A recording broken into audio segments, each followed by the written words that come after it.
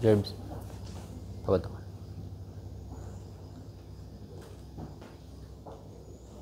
Saka ano, pa-church din ako.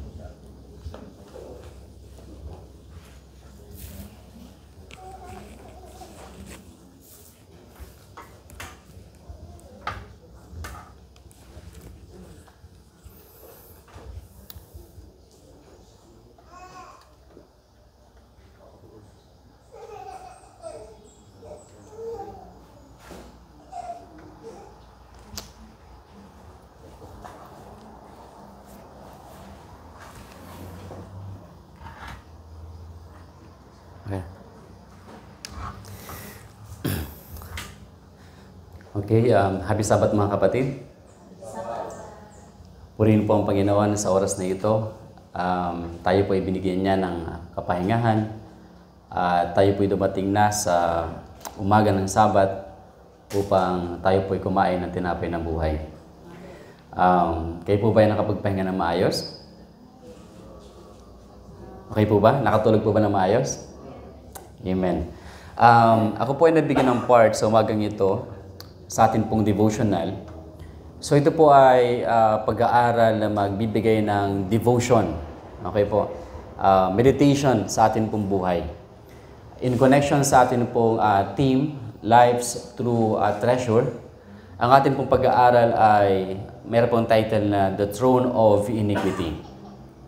So ang goal ng pag-aaral na ito, mga minamahal na kapatid, ay turuan po tayo o patuto po tayo, malaman po natin na yung life's true treasure ay marirealize lamang natin kapag nawala na sa atin. Tama po ba? You see, marami ang nag-sacrifice ng health for the cause of money. But after na makuha nila yung money at mawala yung kanilang health, then they now realize ano yung kanilang treasure. It's the health. So marami sa atin mga kapatid, tayong mga tao ay makakaunawa ng pag-aaral na yun because nag-iisang treasure na pinagkaloob sa atin ng heaven ay walang iba kundi ang ating Panginoong si Jesus. Bago po tayo magsimula, tayo po lahat ay akin po ulit iniimbitahan, tayo po ay lumuhod sa isang maiksing panalangin. Let's pray. Father in heaven, maraming salamat po sa umagang ito na pinagkaloob niyo sa amin upang kami po ay makapag-aral ng inyong mga banal na salita. Iniimbitahan po namin kayo, ang Banal na Espiritu na ibuhos po ninyo. Buksan po ang aming mga puso, ang amin pong mga pagkaunawa. Maunawaan po namin ang kahalagahan ng inyong banal na salita at ang pagkaunawa po dito. Ito po ay maging pagkain sa aming kaluluwa. Kami po ay maging malusog, mamunga, at sa pagbalik ng inyong anak, siya po ay mayaanihin para sa kanyang bangan. Treasures in heaven. Ito kami dalangin sa pangalan ni Jesus. Amen. Okay. Ngayong araw po, wala po tayong current events. But simply, isa po itong devotional. Okay po. Samahan po ninyo ako para ating i-confirm sa Bible na ang tanging treasure na ipinadala ng Father sa atin na sa kanyang gift na ito, treasure na ito, ay nakailalim all the treasures na pwede po natin makuha. Sabi po sa 2 Corinthians chapter 4, 2 Corinthians chapter 4, and verse number 6. For God who commanded the light to shine out of darkness hath shined in our hearts to give the light of the knowledge of the glory of God in the face of Jesus Christ. So, nag-send ang Father ng light, at ang light na ito ay ang knowledge about God. At ang knowledge about God ay atin lamang maunawaan in the face of Jesus Christ.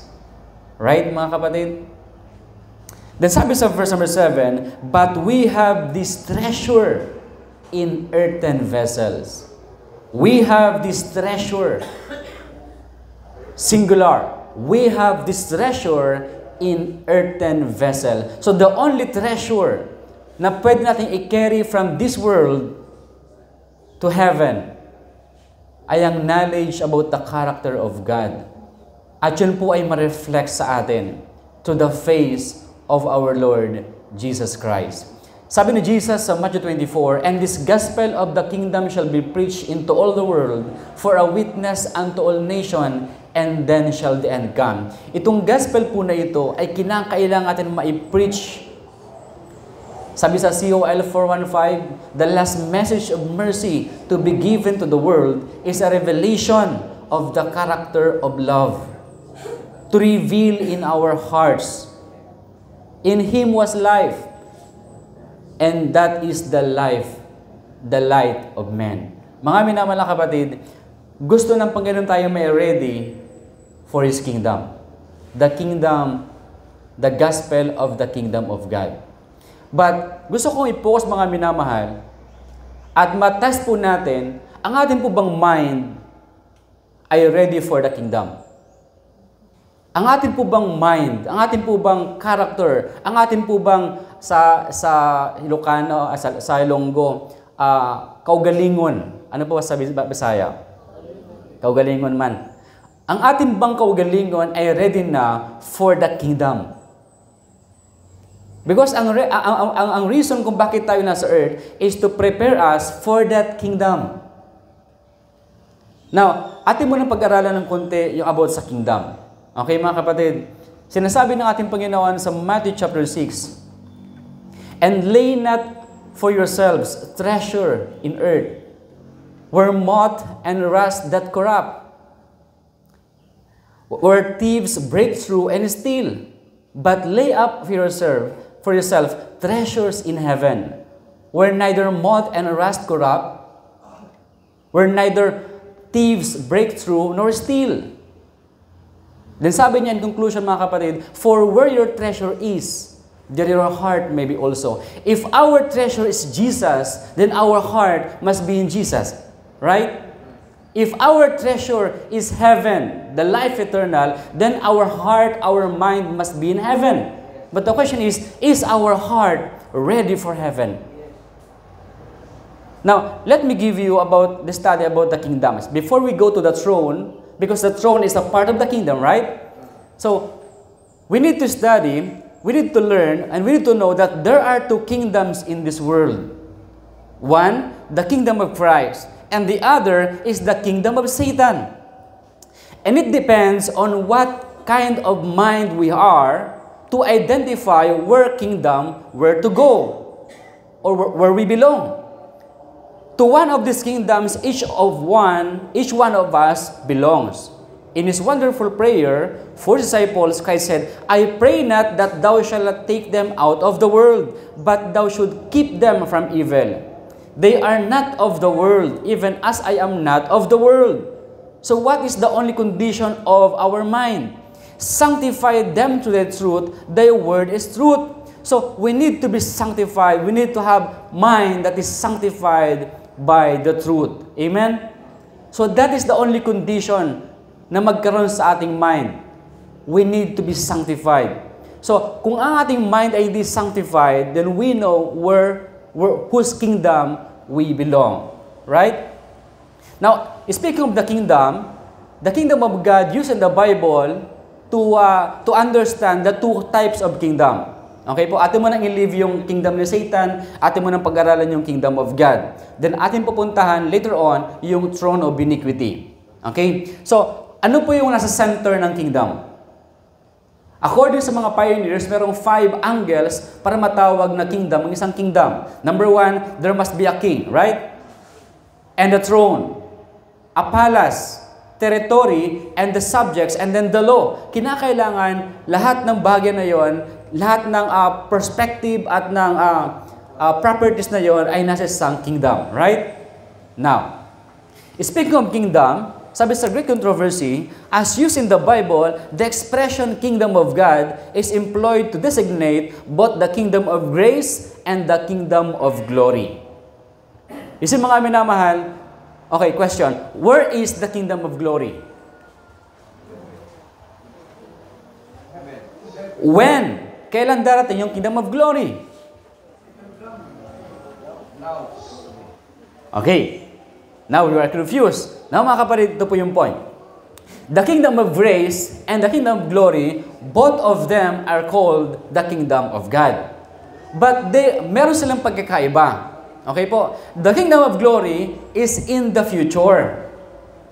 The kingdom of grace is now. Ito po ay naibigay o na-set up since nagkaroon ng sin ng tao. Ito po ay na-establish dun sa cross. That's why, sabi sa Luke chapter 17, ang question ng mga Pharisees ay, nasaan ang kingdom of God?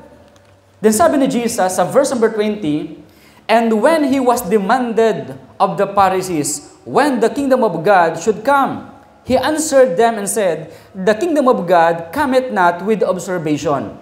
So hindi niya minimean yung kingdom of glory. Because the kingdom of glory ay makikita ng lahat ng mga mata. Right, mga kapatid? But sabi dito, the kingdom of God cometh not with observation. Neither shall they say, lo here, or lo there. For behold, the kingdom of God is within you. So what kingdom is that? The kingdom of glory or the kingdom of grace? That's the kingdom of grace. So speaking of the kingdom, mga minamahal kapatid, there must be a throne. Right? So, since we are the kingdom of God, because the kingdom of God is within you, where is the throne? Okay, let us read. Great Controversy, 346, paragraph 4. The kingdom of grace is brought to view by Paul in Epistles to the Hebrew. After pointing to Christ, the compassionate intercessor who is touched with the feeling of our infirmities. The apostle says, let us therefore come boldly unto the throne of grace, that we may obtain mercy and find grace. Hebrews 4, 15 and 16. The throne of grace represents the kingdom of grace. For the existence of a throne implies the existence of the kingdom. Now, we know ng ating katawan ay the temple of God. Right, mga kapatid? We have the outer court, we have the holy place, and we have the most holy place. So where is now the throne of God? Is it in the outer court, the holy place, or the most holy place? You see, yung kanyang throne, lumilipat yon. Kasi mga kapatid, sa Daniel chapter 7, pinakita doon, si Jesus ay dumating at tumarap sa kanyang Father, the Ancient of Days, dun sa throne. Tama po ba? As yung throne ay merong wheel. Lumipat yung throne from holy place to the most holy place. So parehas ng holy place and most holy place ay pinaglagyan ng throne. But the throne now ay lumipat na saan? Sa most holy place. Now, Jesus is making intercession for us. Saan? Into the throne of grace. Saan po yun? In the most holy place. Where in our body is the most holy place? It's in the mind. Kinakailangan dito mailagay yung kanyang throne. Now, mga kapatid, what is the principle of God's throne? Merong dalawang principle sa God's throne. We must understand that. Kasi kung tayo po ay nasa kingdom of grace, since ang kingdom of grace ay nasa atin, at ang Panginoon ay nasa atin pong mind. You see, the 144,000, sa Revelation chapter 14, sabi doon, they have their Father's name in their where? In their foreheads. Sa Revelation chapter 3, those who overcome, I will write my new name. Where? In their foreheads. So our foreheads is the throne. Dito kinakailangan mailagay yung name at yung character at dito kinakailangan mag-sit ang Father sa atin pong buhay. Amen, mga kapatid? Now, so what are the two principles sa throne of God? Sa book of Psalms, sabi doon, justice and mercy are the habitation of what? Of thy throne. But in the book of Hebrews, mga minamahal, sinabi sa atin ni Paul sa Hebrews chapter 1 that the throne of the Son of God. Let us read, mga kapatid. Hebrews chapter 1. Sabi dito, Hebrews 1. Okay. Hebrews chapter 1, sabi sa verse number 8, "But unto the Son he saith, Thy throne, O God, is forever and ever. A scepter of righteousness is a scepter of thy kingdom." Two principles. Thou hast loved righteousness and hated iniquity. What, mga minamahal?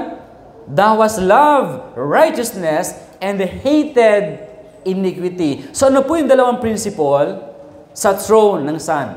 Sa throne ng God. He hate what? Iniquity and love righteousness. Question, mga kapatid. Is that the principle of our mind today? Kung ang principle ng ating mind today, we hate sin, we love what is right, then we are ready for the heavenly kingdom. Kasi mga minamahal, kinakailangan magkaroon ng changes of mind. Sabi ni Paul sa Revelation, sa Romans chapter 12, "And be not conformed to this world, but be," you what? "Transformed by the renewing of your mind." Our mind must have two principles, and two principles only: to hate iniquity and love righteousness. Without that kind of principle, we are not ready for the kingdom of God. Amen? Now, mga minamahal na kapatid, let me give you about the throne of glory. So the throne of glory represents the kingdom of glory. When this kingdom is yet future, it is not to be set up until the second advent of Christ. So, wag tayong malito. Yung kingdom of God means two things. Right, mga kapatid? Number one, the kingdom of grace. Number two, the kingdom of glory. Yung kingdom of glory, is it here? Now? Wala pa. Where? In the future. Until when? The second advent. How about the kingdom of grace? The kingdom of grace was instituted immediately after the fall of man. Why? Why? Why the kingdom of grace instituted immediately after the fall of man? You know why? You know why, mga kapatid? Okay. Nung hindi pa na-fall ang man, ito bang earth ay part ng kingdom of God? Yes. Nung na-fall ang man, meron bang power na nag-captured ng earth? Nag-prison ng earth? Nakatalo sa earth? Yes. By creation, this earth is the kingdom of God. But in the great controversy, this earth was captured by Satan. Are you with me?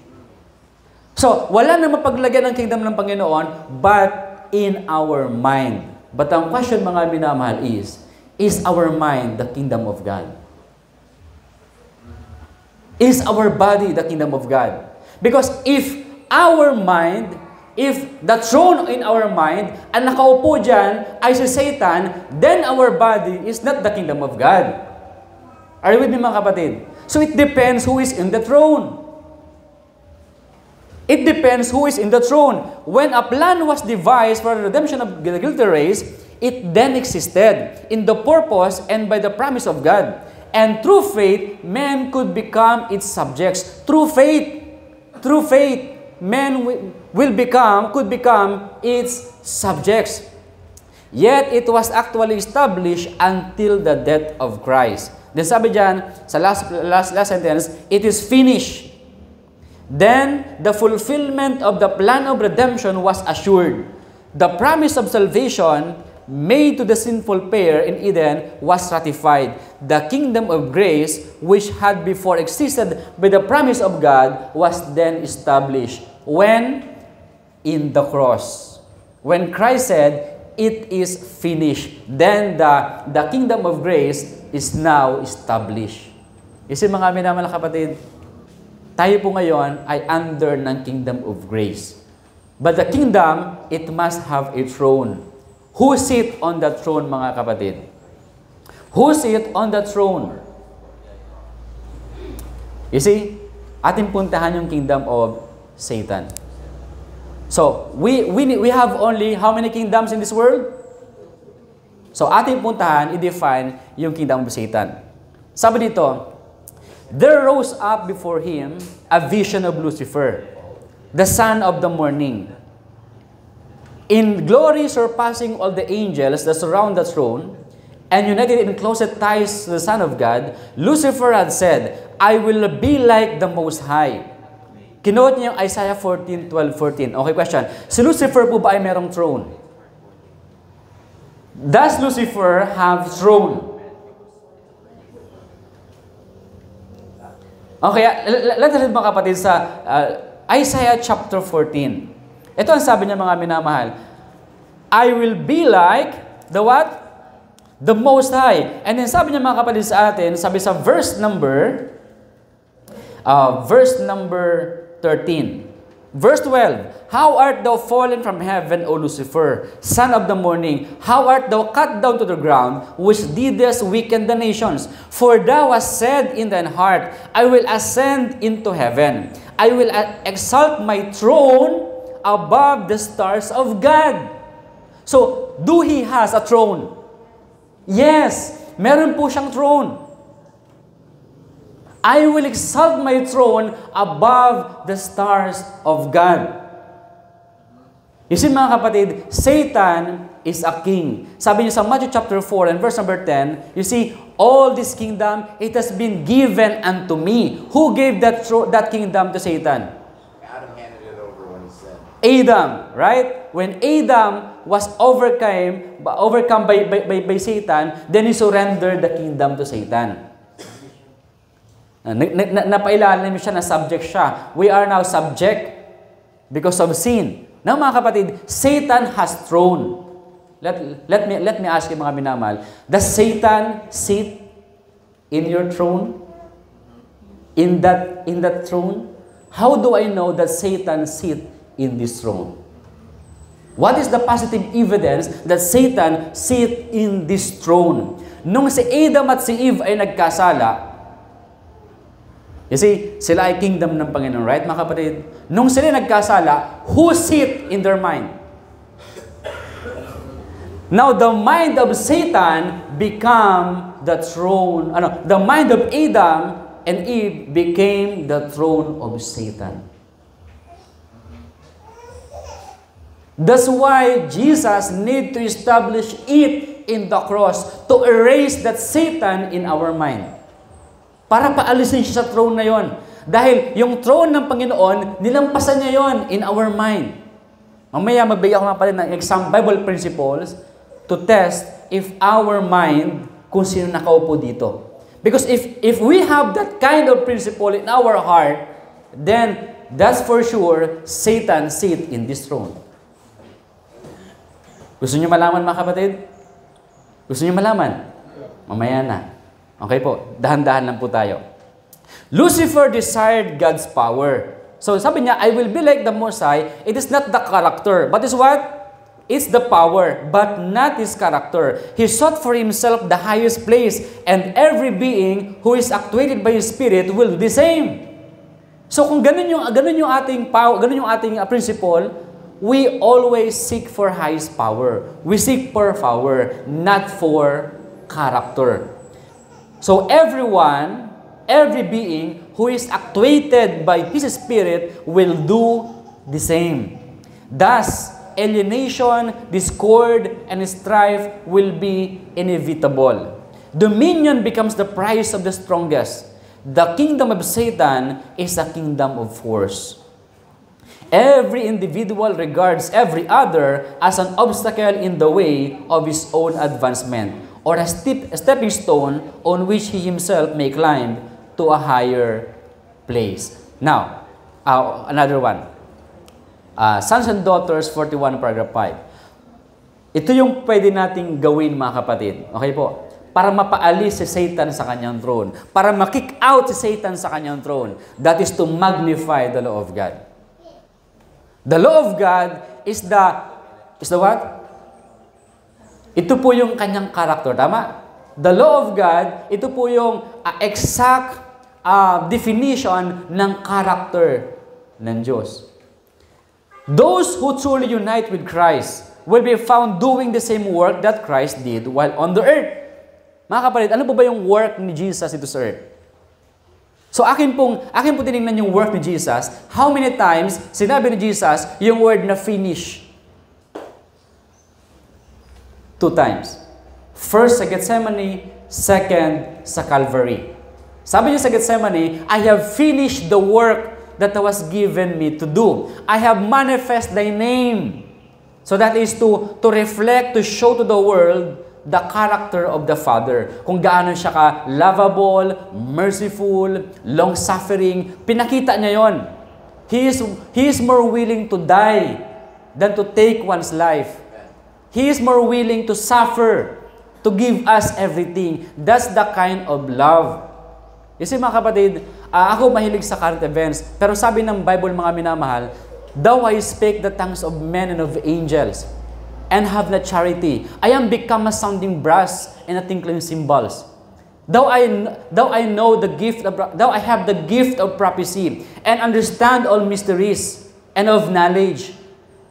Though I have all of faith so that I could remove mountains, but have not charity, I am nothing. Though I bestow all my goods to feed the poor, though I give my body to be burned, but without charity, it profiteth me nothing. Charity suffereth long, and is kind. Charity vaunteth not itself. It is not puffed off. You see, that not behave itself unseemly. Seeketh not her own. Thinketh no evil. It is not easily provoked. Charity rejoiceth not in iniquity. Hate iniquity, but rejoiceth in the truth. Beareth all things, believeth all things, hopeth all things, endureth all things. Charity never faileth. Whether there be prophecies, they shall fail. Tongues, they shall cease. Knowledge, it shall vanish away. You see, mga kapatid, charity never faileth. And all our study, sabi ni Paul, for we know in part, and we prophesy in part, but when that which is perfect is come, then that which is in part shall be done away. When I was a child, I spake as a child. I understood as a child. I thought as a child. But when I became a man, I put away all childish things. Now we see through the glass darkly, but then face to face. Now I know in part, but then shall I know, even also as I am known. Now abideth these three, faith, hope, and charity. But the greatest of these, what, mga kapatid?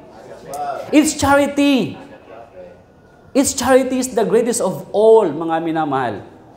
You see, mga kapatid, without that kind of principle in our heart and the charity revealed in the law, thou shalt love the Lord thy God with all thy heart, with all thy mind, with all thy soul, and thou shalt love thy neighbor as thyself. Sa Matthew chapter 5, sabi doon mga kapatid sa atin, you have heard it has been said by them of all time, thou shalt love thy neighbor and hate thine enemy, but I say unto you, love your enemy. Bless them that curse you. Do good to them that hate you. Pray to them that despitefully use you and persecute you, that ye may be the children of your Father which is in heaven. For he maketh to sun rise to them, to the just and to the unjust, and sendeth rain to the good and to the evil. If you love them that love thee, what reward have ye? Do not even the publican do the same? If you salute your brethren only, what you do among others? Do not even the publican do so? Be therefore perfect, even as your Father which is in heaven is perfect. That is charity, mga kapatid. That's the law. They will be found magnifying the law and making it honorable. You see, mga kapatid, so the only positive way that we have the mind of Satan, and Satan sit in this throne, is if we accuse God of breaking the law. You see, mga kapatid, anong reason bakit si Satan umalis sa heaven? He is the accuser of the brethren. He accused God of anything that he did not do. Merong 2 sins originally na masumpong kay Satan. Sabi sa John chapter 8, he was a murderer from the beginning, and he speak not the truth. He is a killer and a liar. He accused God. Do we accuse God of sin? If we accuse God of sin, then we have the throne of Satan in our mind. Are we together, mga kapatid? Do we accuse God of sin? Okay. When the advocates of truth reveal the efficiency of truth in their life and character, a blow is struck against the kingdom of Satan. So the only thing, mga kapatid, na mapaalis natin si Satan dito sa throne, kanyang inuupuan above the throne of God, because supposedly this is the throne of God, the only thing we need to do is to magnify the law. Make it honorable. And reveal it in our life and character, then we can kick out Satan from that throne. Amen, mga kapatid? Nanunawaan niyo po ba ako? Pero kung atin pong i-accuse ang God na siya ay nagawa ng sin, na siya ay nag-commit ng sin, whose side we are on? Whose side? Okay. Now, we will read Psalms chapter 94. Sabi diyan, shall the throne of iniquity have fellowship with thee, which frameth mischief by a law? Bisaya. Tama ba? May kaambitan ba ang trono sa kadautan uban kanimo nga nagatukod og daotang buhat pinaagi sa balaod? You see, mga kapatid, Satan is very wise. Tama po ba? Anong sabi diyan? Frameth mischief by a law. So gumagawa siya ng kasamaan, ano din pong gamit niya? So ano pong example ng mga kapatid? Pwede tayong gumawa ng kasamaan by a law. You see, sa araw ng Sabat, si Jesus ay nagpapagaling, right? One Sabbath, sa Mark chapter 3, one Sabbath, si Jesus ay pumasok sa church. Alam niyo po ba ang mindset ni Christ? Pag siya pumasok ng church, maging po siyang blessing to humanity. Maghanap siya na may sakit. Sino kaya may sakit? Sino pwede kong pagalingin? Di ba? Ganun yung kanyang mindset. Anong mindset ng mga Pharisee pag Sabat? Nasaan kaya si Christ? Sino kaya papagalingin niya? Babantayan ko, susumbong ko para patayin siya. So what is that? He used the law, the Sabbath, to make mischief, to frame mischief by a law. Kasi mga minamahal, is that kind of mind we have? Okay, we're in the law that Christ sinned. How can I convince others that God is sinner? How can I convince the world that God kills? We use the law to frame evil? No, mga kapatid. The law is made for the evil. But the law is good if we use the law lawfully, sabi ni Paul. Right, mga kapatid? The law is good, holy, and just. Sabi sa Romans chapter 7. And then sabi sa book of Timothy, the law is good if the man use it lawfully. So God used the law, Jesus used the law lawfully. Don't you know that it is good to heal on the Sabbath? But what is the mind of the Pharisees? We need to kill him on the Sabbath. So they used the Sabbath, they used the law, the ceremonial law, the traditional law, to kill someone. But Jesus used the law to heal someone. So that's the kind of throne. That's the kind of principle Satan has in his mind. Then, what is the result? Here it is, mga kapatid. They gather themselves. So if we have the... Okay, question, answer muna. Shall the throne of iniquity have fellowship with God? Shall the throne of iniquity have fellowship with the throne of righteousness? Do they have fellowship? No. 2 Corinthians told us, right? There is no fellowship between light and darkness. The idols and the temple of the living God. The unbelievers and believers. There is no fellowship. So the answer is no. Shall the throne of iniquity have fellowship with thee? No. No fellowship. So we need to understand that in our mind, there were two thrones. It depends to us whose throne ang atin pong i-retain. Kailangan isa lang. You cannot serve two masters. Either you will hate the one and love the other. Or hold the one, or what? Despise the others. You cannot serve God and mammon. Right, mga kapatid? So, isa lamang ang dapat na throne doon. So, kinakailangan, yung mga minamahal, merong pag-aaway sa atin. The law of sin and the law of Christ. Nag-aaway sa atin. So, we need to retain only one. We need to kick out one throne. Okay, so what is the positive evidence? Oh, pwede ko sabihin na, okay, I have only one throne. So what is the positive evidence that we have that throne of iniquity? Here it is. They gathered themselves together against the soul of the righteous and condemn the innocent blood. So what is the positive evidence? Bisaya, na nagtigom sila sa tingob sa ilang kaugalingon, batok sa kalag sa matarong, o ginahukman nila sa silot ang dugo ng inosente. Question mga kapatid, doon po sa Eden, whose innocent blood that was shed? Doon sa Eden, kaninong innocent blood ang na-shed? Is the lamb, right? Is the lamb innocent? Is the lamb innocent? Who killed the lamb? Adam. God or Adam or Eve? It's Adam. Now, when Adam killed the innocent blood, whose throne in his mind? It's the throne of iniquity. You see mga kapatid, instantly after eating the forbidden fruit, that throne, you see mga kapatid, that throne was removed and Satan sit above the throne of God. And now, he has now this kind of mindset. I need to kill the innocent blood. You see mga kapatid, yung sanctuary doctrine, tunuturo sa atin that outside the sanctuary, we have this kind of throne.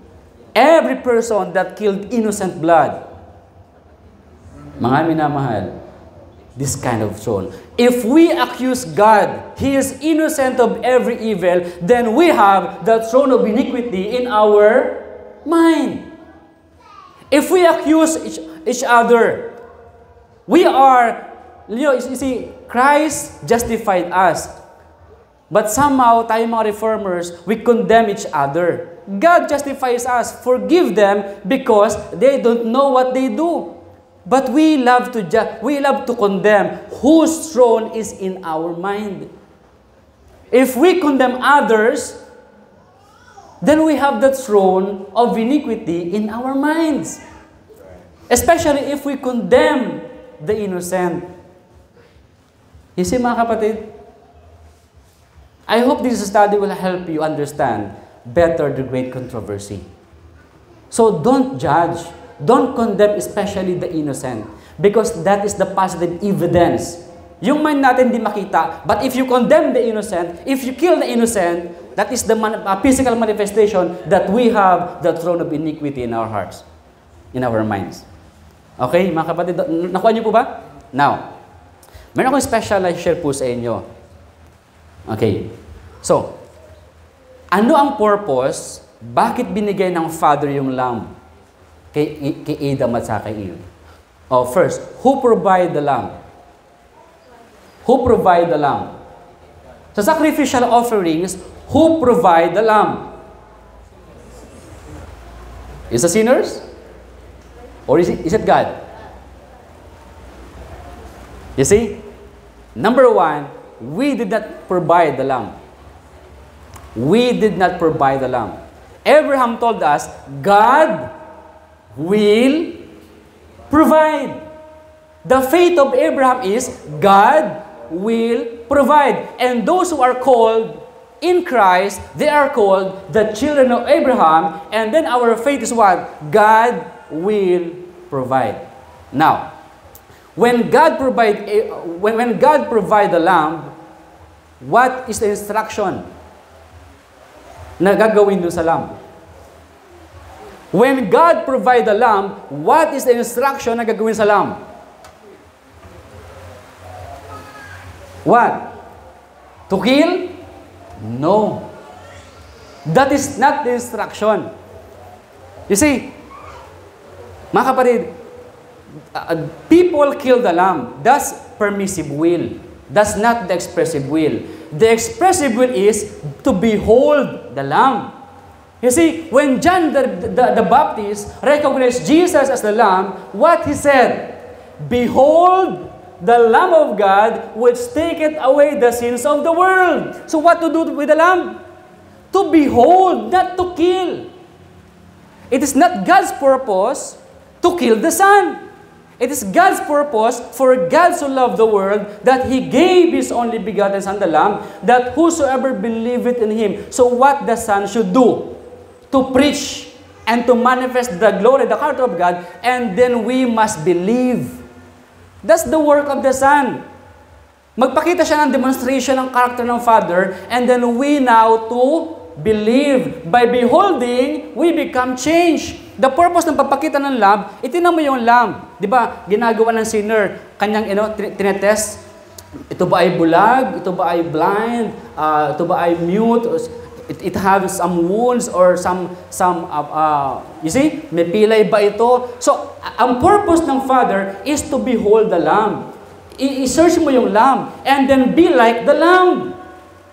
Not to kill the lamb. But why people kill the lamb? Because they are looking for something in substitute na meron siyang ma-blame. You know what? In Eden, alam ba ng Father na nagkasala si Adam? Yet He asked, where are you? Alam ba niya na hubad na si Adam? Then He asked, who said that you are naked? Alam ba niya na nakagawa sila ng sin? Why God asked for us to investigate, examine our hearts? Thus behold the Lamb. Search your own hearts.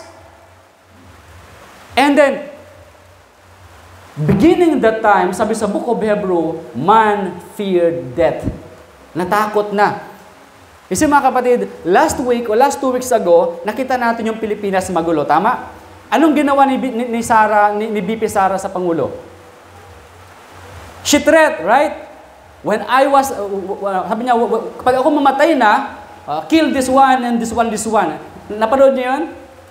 Now, when God told to Adam, the day that thou hast eaten the fruit thereof, thou shalt surely die, does God threat Adam? Does God threat Adam? Do God threat Adam? No. That's a warning. Ano pagkakaiba ng threat and warning? The threat is, ang danger nasa akin. Huwag kang lalabas ng bahay. Pag lumabas ka ng bahay, nakasapul ka sa akin. That's the threat, right? Pero kung ano ba, huwag kang lumabas ng bahay kasi umuulan, baka magkasakit ka. So where's the threat? In the rain, not to the nagbibigay ng warning, right mga kapatid? So, ang danger po ba ng death ay nasa Panginoon? No, wala sa Panginoon. Nasaan? Nasa disobedience na. Nasa sin ang threat ng death. You see mga kapatid, God is our Father. We need to understand that the Father cannot hurt the Son. Pakitaas yung kamay ng mga Father. Kaya niyo bang patayin ang inyong son? You, Father, since you are evil, hindi mo kayang bigyan yung anak mo ng ahas pag mabigyan siya ng itlog, right? You cannot give him a stone if he asks for bread. How much more your Heavenly Father? We measure God in our own standard, but we are evil. How about the Holy Father? He is not evil. He cannot give you stone in replace of bread. He cannot give you serpent in replace of egg. You see mga minamahal na kapatid, kinakailangan magkaroon tayo ng tamang pagkakilala sa Father. Because without that, Satan will remain in the throne. Nung binigay yung lamb, the main purpose is for them to behold. Behold the Lamb of God which taketh away the sins of the world. Question, ilan sa alagad ni John the Baptist ang nakarinig nun? Na nagsama kay Jesus. Test. Ilan sa alagad ni John the Baptist, nung nakita ni John the Baptist, si Jesus na baptized, sabi niya, behold the Lamb of God, which taketh away the sins of the world, ilan sa kanyang alagad ang nakapakinig nun? Dalawa. Sino po yun? Si Andrew at si John. Si Andrew at si John. Napakinggan nila, behold the Lamb of God. Anong ginawa nila? Ang ginawa nila, they follow the Lamb. Rabbi, saan ka nakatira? And then beginning that time, si Andrew, hinanap si Peter. Si John, hinanap si James. And then si Nathaniel, and then si Philip. And then nagkaroon ng 12 apostles. Thus 12 apostles, now 11, kasi si Judas ay nag-betray. Now the 11 apostles, do they behold the Lamb? Do they kill the Lamb? No. Do the 12 apostles or 11 apostles kill Jesus? No. They understand not to kill but to behold the Lamb. That is our work. To behold only the Lamb. Not to kill the Lamb, but behold the Lamb. And by beholding, because the Lamb is perfect, by beholding, we become changed. Now, why God permit the Lamb to be killed from the foundation of the world? Why? Why, mga kapatid? Bakit pinahintulutan niya na patayin yung lamb, symbolizing Jesus in Eden? You know why, mga kapatid? Because sabi ng Panginoon, ye shall surely die. Grabe yung fear. Grabe yung fear ni Adam. You know what, mga kapatid? If someone is fear, kaya ba niyang pumatay? If someone is fear, kaya ba niyang pumatay? Yes. Fear bring torment. Punishment. What, mga kapatid? Perfect love casteth away fear, but fear bring torment. If someone is fearing, mga minamahal, he can kill. You see? Yes, that's self-defense. Imagine, ilagay niyo yung sarili that you have the death threat. Meron kayong death threat from someone you don't know. Naka-receive kayo ng sobre, nakalagay sa sa bahay mo nakalagay, okay, magbantay ka kasi papatayin kita. That's a threat, right? Then you are now what? Afraid. So what you are going next to do? To be alert, right? Kung meron kang isundang, meron kang etc. That's the mind of man, tama? The evil mind. Then, kung sino makita mo, para ka ng nababalisa ka na. Then, pag may kumalos, pataga ka dito, baril ka doon, di ba? Ganun ang mangyayari. So, you can now kill because you are what? Afraid. Now, you see, death ay hindi alam ng heaven. Death ay hindi alam ng earth. Ang death ay very non-existing thing. It does not exist. They don't know what death is. Now, Adam has this in his heart. Now, meron siyang fear sa death. Tingnan niya. Nung dumating ang Father, nung dumating si Jesus, right? Nung dumating si Jesus, Adam, where are you? Anong ginawa niya? Because he feared. Maybe God, because siya nagsabi sa akin, God will kill me. Tago siya. Kasi mga kapatid, the only thing na makaapis ng kanyang fear at makaapis ng kanyang wrath is to kill someone. Because kung hindi niya mailabas yung kanyang galit, alam niyo mangyayari kay Adam, mga kapatid? Masusunog siya. Do you believe that? Kapag ang isang tao ay sobrang stress at sobrang galit at hindi niya mailabas yung galit, uminit yung kanyang body? Uminit yung kanyang ulo? Namumula siya? Do you believe that our body have the capacity na mag-flame?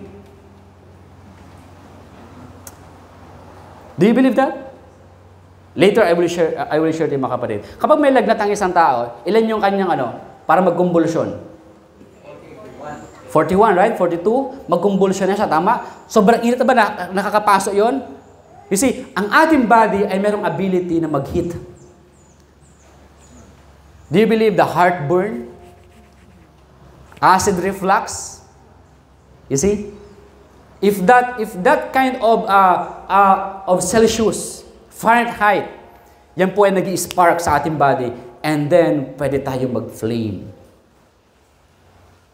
Yun yung iniwasan ng Father. Yun yung iniwasan ni Jesus. Because si Adam, naghahanap talaga siya ng mapatay. So, nung siya ay tinest, sinong binlame niya?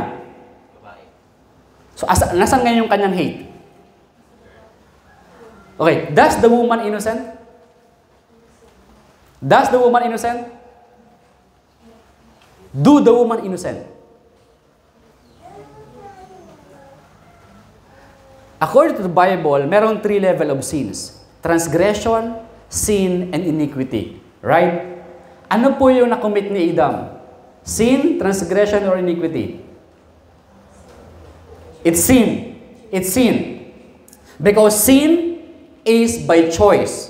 Sin is transgression, right? Ano nakomit ni Eve?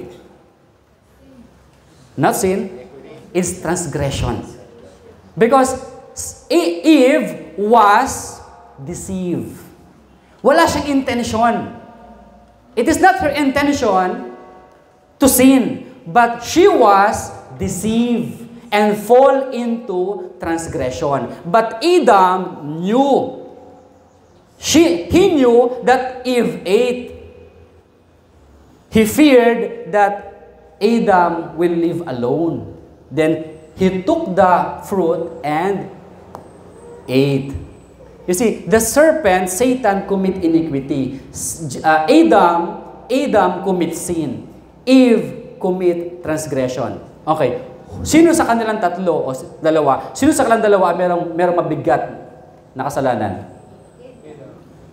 Sa tatlo, of course, Satan, iniquity. Second, si Adam, sin. Thirdly, si Eve, transgression. But ang question is, yung bang sin, transgression, iniquity ay pardonable? Is that pardonable? Yes. In Exodus chapter 34, sabi doon, and the Lord passed and proclaimed the name of the Lord. The Lord is what? Merciful, long-suffering, abundance in goodness and truth, and forgiving what? Iniquity, transgressions, and sin. He can forgive. But in the opening of the great controversy, Satan urged that sin cannot be forgiven. That's why, si Adam, mga kapatid, ibinigay niya yung blame kay Eve. Now Eve was questioned, Eve, where are you? Why? Then who blamed Eve? The serpent. And then, you know what? God did not ask the serpent. Why? Because the serpent will speak, and who possessed the serpent? Satan. Ano sabi ni Satan? It was you who made me. Now, sino dapat mamatay? God must die to pay the sins. You see? That's why binigay yung lamb. Kasi kung hindi ibigay yung lamb, magpapatayan. Hindi man pwedeng patayin ni Adam ang God. Hindi man kayang patayin ni Satan ang God. So, ang mangyari, mga kapatid, si Adam, papatayin niya talaga si wife niya. Kasi andun yung kanyang hate. Because of the woman. Because of the woman. If someone, kung meron kayong someone na naging cause ng inyong brokenness, hindi ba meron kang galit sa kanya? That's a throne of iniquity. But the woman, in this perspective, the woman is more innocent than Adam. Right? The woman is what? More innocent than Adam. Why? Because she was deceived. Pero ganun yung galit ni Adam, the woman. You see, kapag binabasa natin, parang the woman you gave me. But in reality, Adam is angered. The woman that you give me. So, nasaan yung kanyang galit? And then, sabi ng woman, no, the serpent. Nasaan yung galit ni Adam? The serpent. Then, saan ang turo nun? The serpent that you made, nasa Diyos na. So, yung galit, mga kapatid na yon ay papatay talaga. So, nilagay yung lamb. Behold the Lamb of God. Anong ginawa ni Adam sa lamb? He killed the lamb. Nung nakill na yung lamb, lumabas na yung blood. Yung kapag tayo nagigalit, somehow, nagwawala, di ba nagwawala? Babasag tayo. Kapag nabasag na, parang, yung galit, nailabas mo na, tama? That's human's way, okay po? That's human's way. So kapag tayo as human nagagalit, di ba? Kinakailangan makita ka na basag. Tama? May masira. At kapag nasira na yon, nagkakaroon ka na, nakakahinga ka na. So, nung makita ni Adam na namatay yung lamb, naglabas yung blood, na-shock siya. And then, beginning that time, yung kanyang galit, nagbaba. Because kapag hindi nangyari mga kapatid, mag-aapoy talaga, magpapatayan sila. Magpapatayan sila. And then mapulfill yung word, thou shalt surely die. Okay mga kapatid, trivia. Do you know what is spontaneous human combustion? According to Wikipedia, spontaneous human combustion or SHC is, hindi ko alam basahin yan, okay po? Concept of the, ano basa dyan, brother? Pseudoscientific. Pseudoscientific. Okay. Concept of the spontaneous combustion of a living or recently deceased human body without an apparent external source of ignition of the body. Pwede pala yun na yung tao ay mag-apoy kahit walang external ignition, kahit walang posporo. Kapag ang tao ay sobrang stress, kapag ang tao ay sobrang galit, nag-aapoy ang tao. Nagliliyab talaga yun. Meron na bang nangyari ng mga kapatid? Okay, atin mo na i-define yung spontaneous. Spontaneous, according to dictionary, is what? Proceeding from natural feeling or native tendency without external constraint. It is from what? Natural feeling, arising from a momentary impulse, controlled and directed internally, self-acting, produced without being planted or human labor. Okay, so that's the definition. It's from where? From inside. It's from inside, mga kapatid. So, binigyan ng Panginoon sila ng way to escape. Okay, here's the lamb. Nung pinatay niya, biglang yung temperature ni Adam, parang yung anong sabi doon ni Kuya Boy? Yung iinumin kapag na-high blood? Anong nga pong dahon yun? Hagunoy. Yung blood pressure, yung sugar, bumababa. Kasi mga kapatid, ito po yung mga evidence. Ito po ay sa Fox News. Spontaneous human combustion. Here are cases in question. What is, can humans actually spontaneously combust? What is spontaneously human combustion? Spontaneous human combustion is a situation when a human body is found with significant portions of the middle parts of the body. Saan yung middle parts? Saan yung middle parts? Here.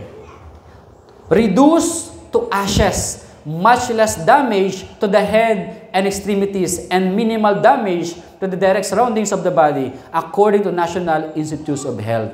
Ito pala yung pag-aapoy. Yung head hindi nasusunog, o yung paa, yung gitna lang. Okay mga kapatid, may question ako sa inyo. Meron akong kwento. Napakinggan nyo na ba yung, di ba sa Animal Kingdom, merong king? Sinong king sa Animal Kingdom? How about sa Plants Kingdom? Sinong king sa Plants Kingdom? Let me share you a story. Okay. There was a time, sino pastor? Malunggay. There was a time that the plants, the trees, they make appointment or election. They ask, who is worthy to be our king? And then they start appointment. Number one na-appoint o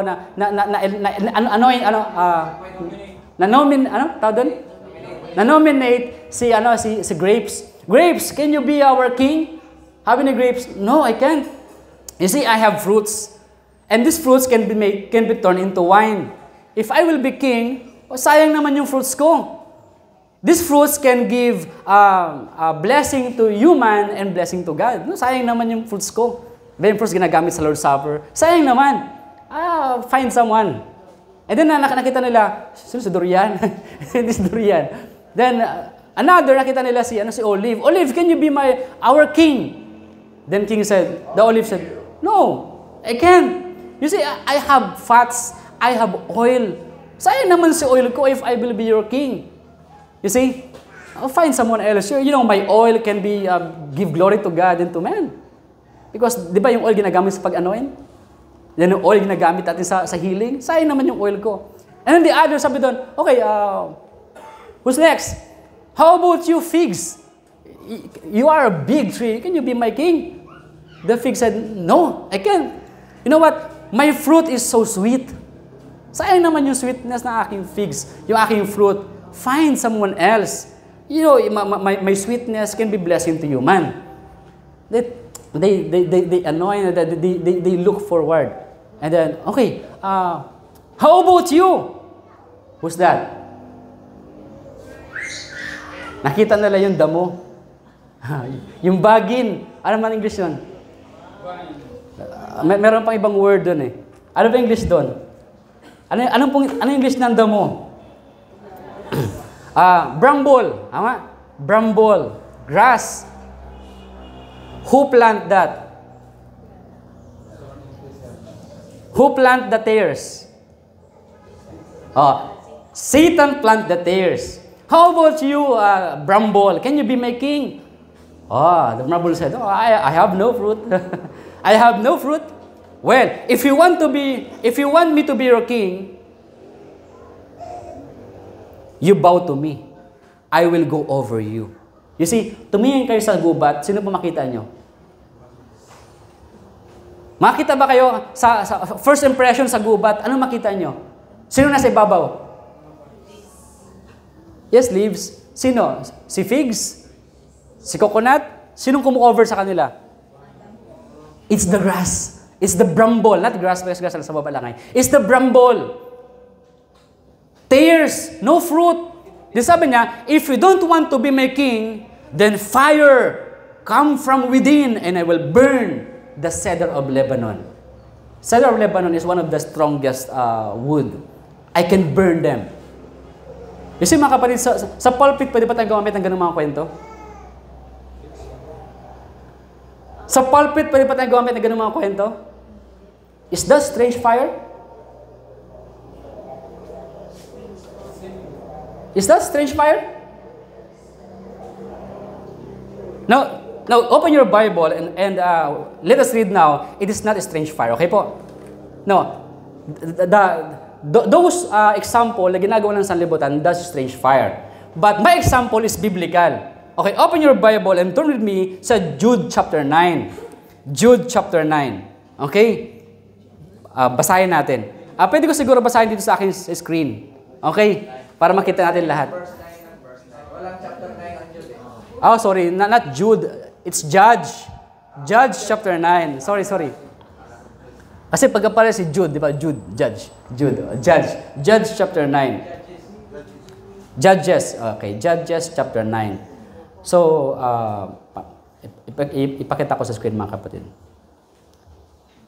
Wala naman tayong time limit ngayon, ha? Bro, sabot naman.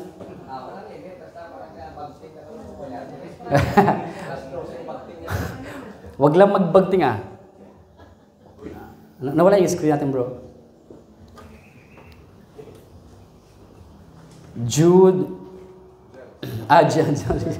Judges chapter 9. Okay. Judges chapter 9. And then, ating basahin yung story. Judges chapter 9.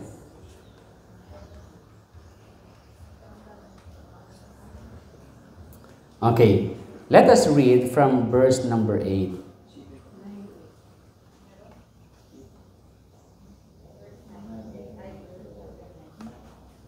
Ayan.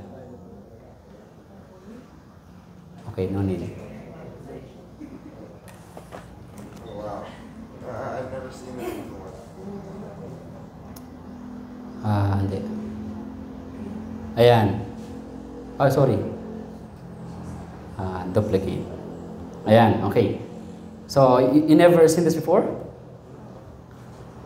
Okay, let us read. Judges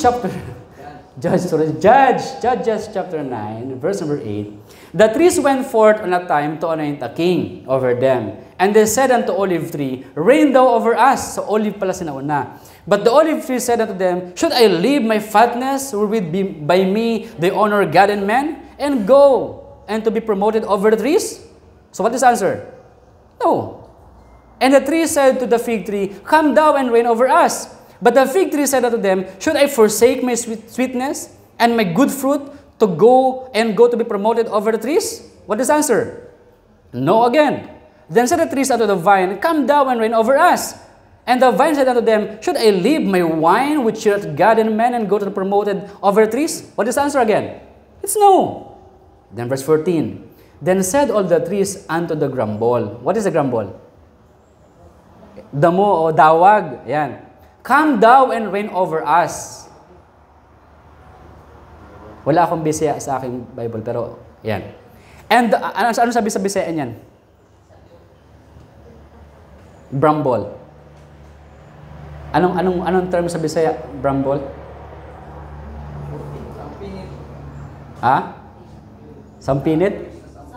Ayan. And the bramble said unto the trees, If in truth ye anoint me king over you, then come and put your trust in my shadow. What? Put your trust in my shadow. I will cover you. Ganun ba nakita natin sa gubat? Sila yung naka-cover? Yung mga bramble? And if not, kung ayaw mo, let fire come out of the bramble and devour the cedar of Lebanon. Question, where is the fire came from? It's from the bramble. Then who is the bramble? Who is the bramble? Who is the bramble in the Bible? Who represent the bramble in the Bible, mga kapatid? It is Satan. He is the tares, right? So, ang kanyang threat, nag-threat ba siya? Nag-warning siya? Fire come from me and devour the cedar of Lebanon. You see, mga minamahal na kapatid, ito yung mangyayari. May tatawag pong spontaneous human combustion. So, again, is my example a strange fire? No, it's from the Bible. Okay, mga kapatid? If I use the elephant, etc., that's strange fire. But if the example is from the Bible, that is what? A holy fire, right? Now, spontaneous human combustion. Ito po yung pag-aapoy ng katawan. From within, because you don't want to reign. Ayaw mo maghari ako sa iyo, sabi niya, then fire come from within. You see, mga kapatid, at the end of this world, paano ma-destroy si Satan? Fire from within. Mag-aapoy si Satan. Mag-aapoy talaga siya. You see, the fire from God only to cleanse the earth. Dahil yung mga tao ay nag-apoy talaga. Ang apoy na yon is because of stress. Meron na bang record ng mga ganito nangyari, mga kapatid? Now, let me give you an example. Ito po ay the mysterious death of Mary Hardy Reeser. Was reported case of spontaneous human combustion investigated by authorities. Ano po nangyari? Reeser decided to enjoy a cigarette before bed and allegedly died in her sleep. So, hindi nanigarilyo namatay siya habang siya ay nanigarilyo siya bago matulog. Of course, tapos ang sigarilyo, tapos na. Then natulog siya, tama? Citing an article from St. Petersburg Times, sabi diyan, reported the day of the incident 1951 that Reeser's body disintegrated because of a fire. But the apartment she was indeed did not have kind of damage that fire would produce. Wala namang apoy dun sa paligid niya, pero siya nag-apoy. Ano pong nangyari? Bay News 9 in Florida reported that a 67-year-old woman's body was nearly cremated except parts of the body. Nearly cremated. Grabe talaga yung kanyang apoy, talaga nearly cremated.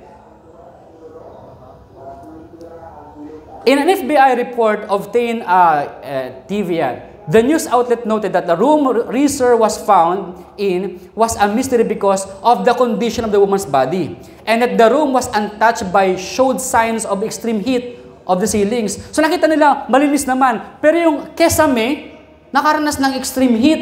Yung paligid niya, walang apoy, walang sindi ng kahit na ano, pero yung body ay nasunog. as if cremated. Grabe mga kapatid. Yung higaan niya, the same lang, yung body lang talaga yung nasunog. It means that kind of fire ay hindi makasunog ng something parang things. It can only burn flesh. The body only. You see mga kapatid, in 2010, second witness, Michael Faherty burned to death on his living room floor in Ireland from what the Irish Independent reported was spontaneous human combustion. The 76-year-old man case was one of the first reported cases in the country. The first known case of spontaneous human combustion happened in the late 14th century in Italy when a night drank wine one night before bursting into flames. Sabi ng Business Insider. So lasing siya nag-apoy na lang siya. Is that possible mga kapatid? So what if hindi binigyan ng lamb ng Panginoon sa Adam? Ano mangyayari sa kanya? Ye shall surely die. Because ang death is not from without. It's from within. I imagine mga kapatid, saan kaya galing to? May kinalaman to sa health reform, mga minamahal. You know what? Fats, flame? Yung bang fats ay nagiging oil? Yun bang oil ay lalagay sa ilawan para mag-apoy? Now I know, bakit kinakailangan tayo mga reformers ay maging healthy? No fats. Now I know, bakit itinuruan ng health reform? Kasi mga kapatid, ano kaya ang buhay at itsura ng mga tao sa Sodom and Gomorrah? Ano ang itsura ng mga tao sa Sodom and Gomorrah? Are they healthy or obese? They were obese. Anong sabi ng Bible sa Ezekiel chapter 16? They are full of pride, plenty of bread, and idleness. No exercise. More bread. What happened? More burger. No exercise, idle. And then pride. They were obese. So ano mangyari mga kapatid? Yung Sodom and Gomorrah, originally meron silang sulfur. And then yung kanilang fats, pag nag-ignite yun mga kapatid, what happened? What happened? You conclude. Okay mga kapatid? Sabi dito, several things must occur for a human body to burn to ashes. The National Institute of Health notes that the burn victim has to die for the body fat to begin melting. Saan po nagsimula mga kapatid? From the body fat to begin melting. What caused fats? Saan nakukuha yung fats?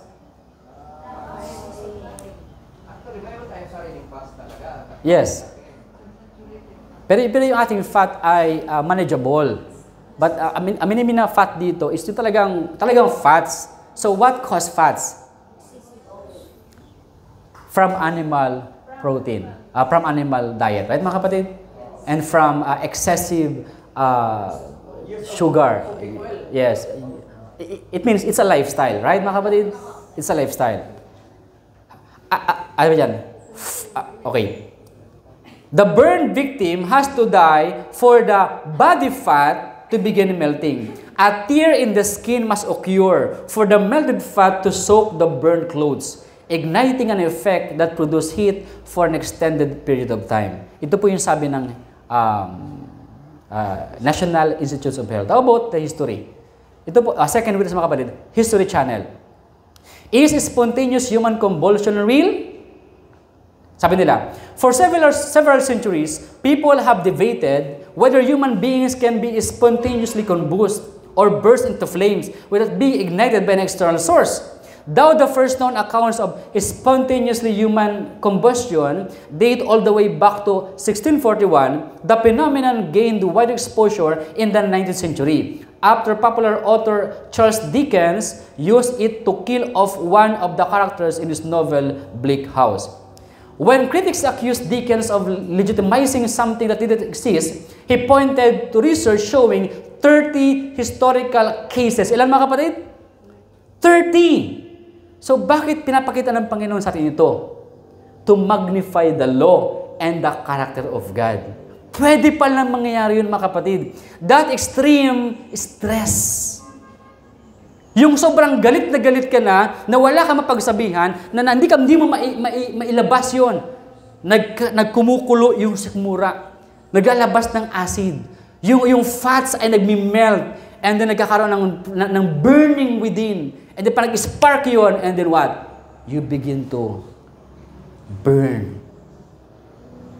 It's historically, scientifically, and based from the Bible, mga kapatid. Now, let's go sa Bible, mga kapatid.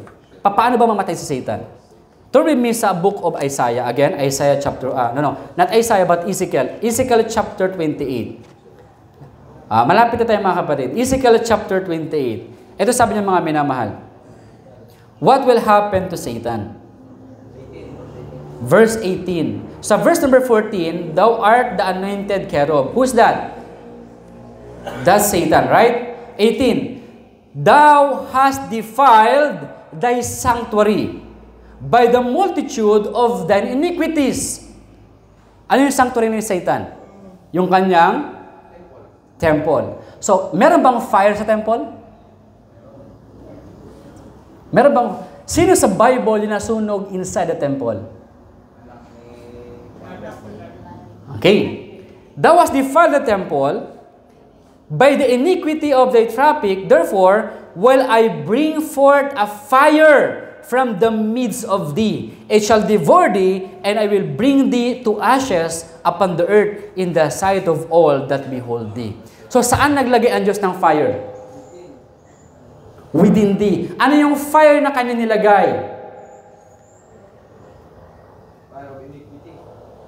Yung fire na nilagay niya kay Satan, mga kapatid, sa loob niya is the fire of love. Is what? Is the fire of love. You see, mga minamahal, si Judas, what caused si Judas ay nagpakamatay? Sinabi niya sa John chapter 19, kahit si Pilato, I betray the what? The innocent blood. Tinapon niya yung pera. Sabi niya, I betray the innocent blood. Pagtingin niya kay Jesus, ano yung tingin sa kanya ni Jesus? Is the look of love. As if, sabi niya, Judas, I forgive you. Because of that look of love ng Panginoon, umalis si Judas and cannot forgive himself.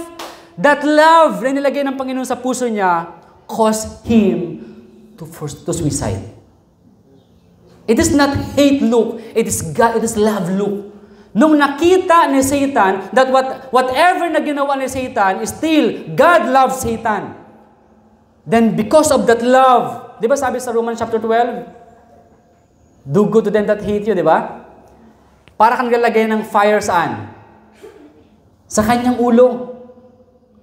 Vengeance is mine. So gantihan kanya ng gumawa ka ng masama, gantihan kanya ng mabuti. So because of that, mga kapatid, parang meron kang kapitbahay. Sino ba nagkwento sa akin nun? Meron siyang kapitbahay na lagi siyang inaaway, lagi niyang gawa ng mabuti. Awayin siya, gawa niya ng mabuti.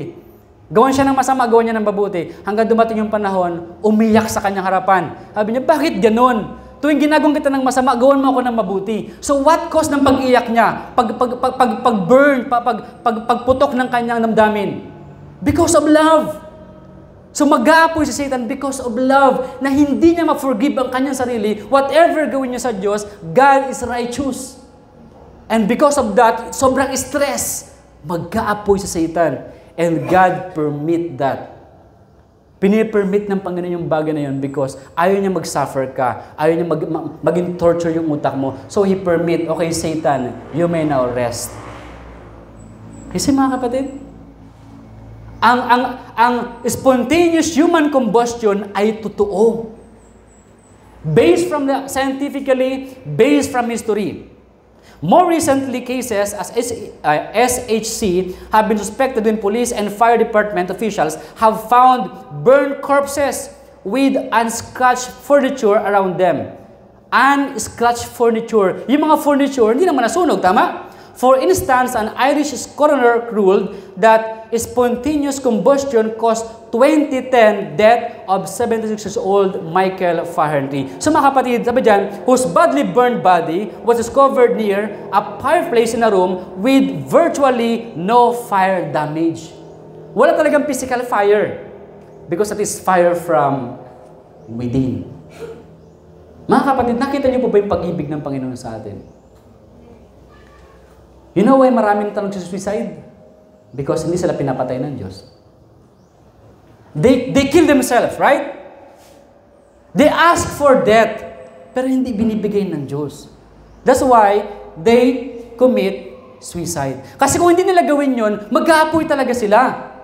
That's the natural. Kapag tayo hindi makalabas yung galit natin, talaga mag-aapoy tayo. That's natural. Historically, scientifically, even the common sense, mga kapatid. Tama po ba? Nag-aapoy ba tayo pag tayo nagagalit? Tama po ba? Uminit ba yung ating pakiramdam? Pinapawisan ba tayo? You know how much heat needs sa fats para lumabas yung oil? Di ba nagba-barbecue? Gaano kalakas na heat ang kinakailangan para lumabas yung oil? What is how the fats burn within us? By exercise, right? Kapag tayo natakot, kinakabahan, di ba pinapawisan tayo? Is that oil? Is that fats? Is that toxins? You see, merong burning within. Nung ang tao ay pinanganak, sabi ng mga scientists, ang kulay ng ating bones ay white. Pagtanda natin, kapag tayo namatay, ang kulay ng ating bones ay what? It's brown. Because there is a continual burning within. Pag ako natutulog, pinaparamdam ko, di ba, ang inis. Di ba nagpapaypay ka, mainit? Di ba pag tanghaling tapat, nagpapaypay ka, mainit? Saan galing yung init? From within. We have fire from within. At kung hindi po yan pigilan ng Panginoon, that will burn us. So every morning, He renew our grace to us para hindi tayo masunog. You see mga kapatid, I want to put that in mind because that's historically based, scientifically based, even common sense. Napi-feel natin yan. Mainit tayo. Sapagkat pag tayo hindi mainit, ano tayo? Because the human body is composed mostly of water and its only highly flammable properties are fat tissues and methane gas. Yun bang utot na maapoy? Yes! Di ba meron mga lutuan na ginagamit nila yung dumi ng baboy? Anong tawag doon? Methane, tama? Di ba sa Middle East, nag-aapoy? Ano na sa ilalim noon? Corpse. Yung corpse, malamig, mainit. Malamig yung corpse. Patay yun eh. Pero pag sila nagtabi-tabi, gamit ng ibang mga gases, umiinit din sila. So tayo kapag tayo nagyakap-yakap, tayo lahat nagyakap-yakap for 1 hour, ano ma-feel natin? Heat.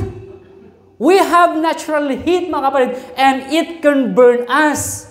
Kapag tayo nakulong sa isang kotse na walang oxygen at marami tayo doon, mag-iinit talaga tayo. Kasi mga minamahal, that's natural. And then by the grace of God, hindi tayo nag-aapoy. Dahil kinakalma niya tayo. Okay, I forgive you. Diba? Diba, may nagawa kang kasalanan, nag-iinit ka. Na-receive mo yung forgiveness. May kaaway ka, sabi ng kaaway mo, I forgive you. Yung heat, what? Diba? That's because of love.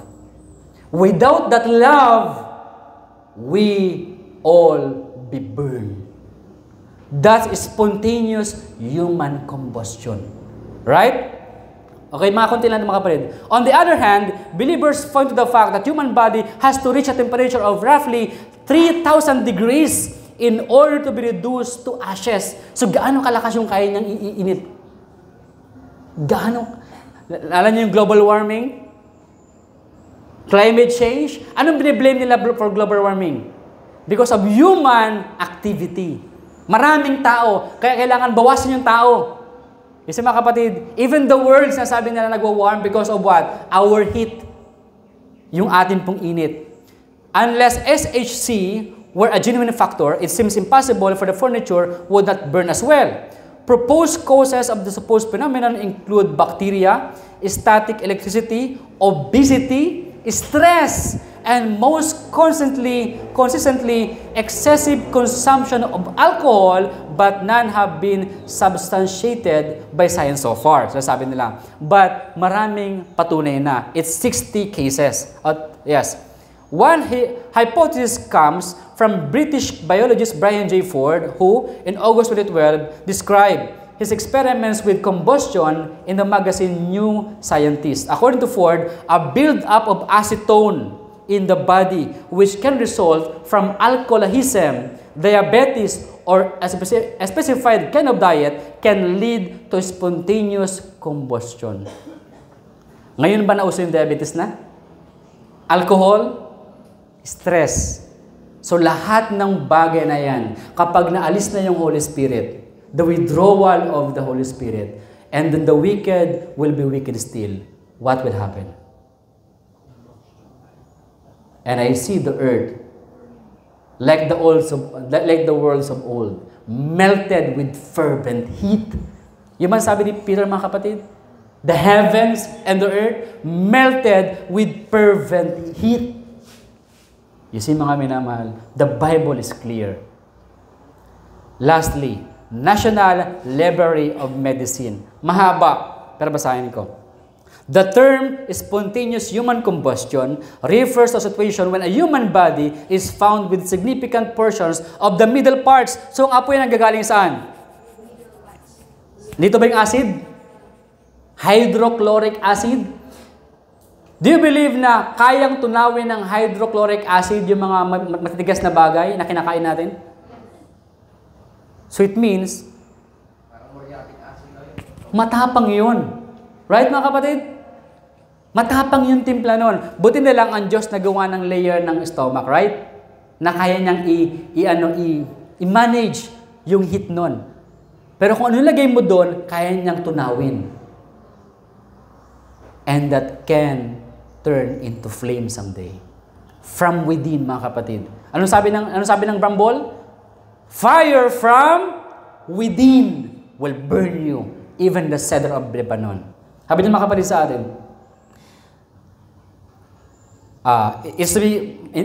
significant portions of the middle parts of the body reduced to ashes, much less damage to the head and extremities, and minimal damage to the direct surroundings of the body. So, dun siya magsimula sa gitna. So, imagine, mga kapatid, tinan nyo to. Supposedly na mangyari yon, na ang mga tao ay mag-apoy. Ano makita ng Panginoon sa heaven? Maliban sa mag-apoy, magpatayan pa yung mga tao because wala na yung Holy Spirit, tama? Magpatayan na sila. I-blame nila bawat isa, i-blame sa Satan, magpatayan yung mga tao, then masunog na sila. Anong gawin ng Father? Kaya ba niyang panoodin yun na yung kanyang mga nilalang magpatayan? Kaya bang tingnan ng mga holy angels yung mga tao na susunog na? Anong gawin na ng Father? Okay, let the fire come out from heaven and cleanse the earth. Hindi ko na kaya makita. Out of love, I need to cleanse the earth. Because hindi sila titigil. Magpapatayan sila. And marami sa kanila patay na talaga. Mga tira-tira na lang. Isipin niyo, patay na yung body. Buhay, yung ulo na lang yung natira sa kayong paa. Buhay pa rin. Anong gawin ng Panginoon? By mercy and by love. Okay, now, I now permit the fire from heaven to cleanse the earth. Does God cruel? Is He love? Is He merciful? Yes, mga kapatid. Whatever happened, God would not commit sin. Because God is perfect. Jesus is perfect. The law is perfect. Ito yung maxims ng Jews. It was a maxim among the Jews that a failure to do good when one had opportunity was to do evil. To neglect to save life was to kill. Hindi na ba masave ng Panginoon yung mga tao?